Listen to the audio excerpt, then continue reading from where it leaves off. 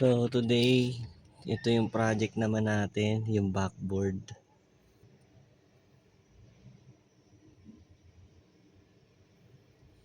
So, susukatan lang muna natin. So, magsusukat tayo dito sa dulo hanggang kabilang dulo. Hindi na natin gagawing perfect. So, purpose lang naman ito para yung init dito sa likod, hindi na masyado umabot dito sa buong cabin sa likod ng passenger seat kasi kahit pa paano observation ko mainit. Ayan, so yun yung magiging kisame niya. So kuha ka lang point to point. Mamaya hindi na makikano kailangan ka perfect. Kung mapo-perfect nyo naman, mas maigi. Then very good for you din. So corner lang tayo. Tsaka makikita nyo naman kasi meron dito mga sandalan. Ayan. May sandalan. So dyan natin isasandal yung manipis nating plywood. So makikita nyo naman, sukat ng plywood, manipis lang talaga. Yan, manipis lang talaga. Meron din siya dito, sandalan din. So, ayun, kaya hindi na rin natin masyado pa-perfectin kasi pang ano naman siya, pang kisame lang naman. So, let's go. Nasukat ko naman na siya. Nagawa ko. So, sumuot ako. Ulitin ko. Simula dito. Hanggang dito. Dito sa ilalim. Tsaka dito. At yung height niya. Mula dito hanggang dito. Yan, kasi nakaganito siya. Nakaganito siya. Simula dyan. Simula dyan. Pataas. Hanggang dito. Ito yung pinaka-guide niya. So, mahirap mag-video habang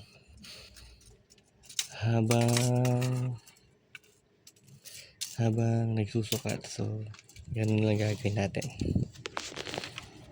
So, meron tayo ditong retasong kahoy. Thankful na lang din kasi sakto lang halos yung kanyang sukat. So, ganito kanipis yung kahoy na gagamitin ko.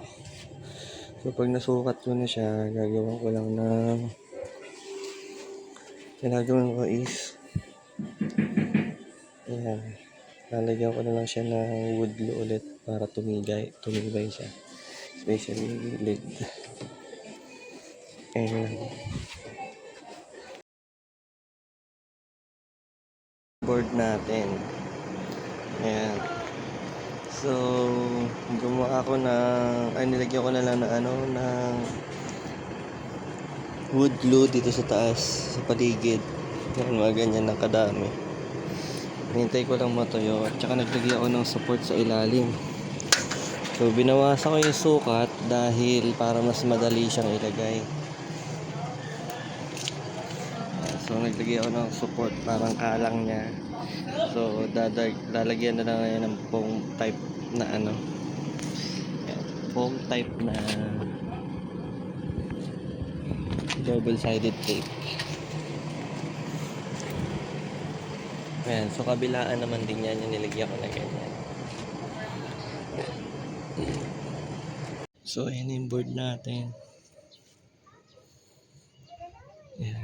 Hindi ko na masyado perfect dito kasi sobrang hirap na ikabit. Naglagay lang ako ng mga points na nagkakaroon siya ng kontrahan.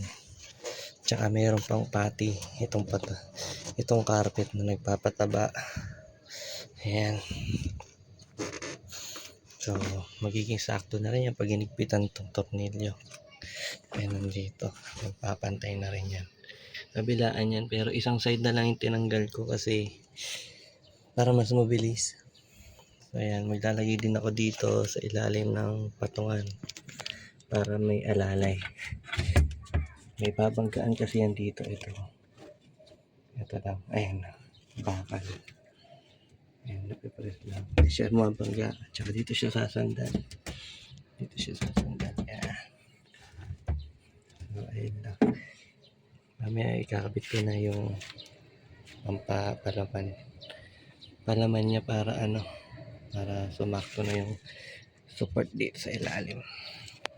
So ayan, double-sided tape lang yung ginamit ko na foam type. So ito na yung natin palaman sa ilalim. Ayan, yun yung itsura niyan. Pwede rin pahaba. Yan, pahaba.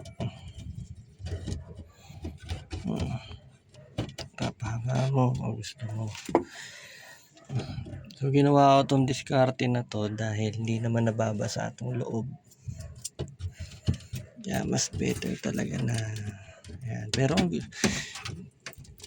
para sa akin may ganito. Pero kung gusto nyo na sobrang ganda ng gawa nyo, wala rin ang problema. Pwede nyo itry yung mga ibang diskarte. So ito DIY lang na pwede palang gawin para dun sa mga nagtitingin-tingin kung ano ba yung mga posibleng pwedeng gawin.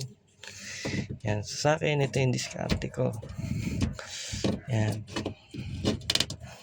So, medyo mahirap na mag-video habang nagdidikit. Nilagyan ko naman ng double-sided tape yan. Para lang di siya mag-slide. Yan. So, fit na fit lang. Yan. Bumabangga. Hindi pa yung napapantay masyado. Pag hinigpit ay maghihigpit yan. Yan. Wala pa kasing tornilyo. Yan.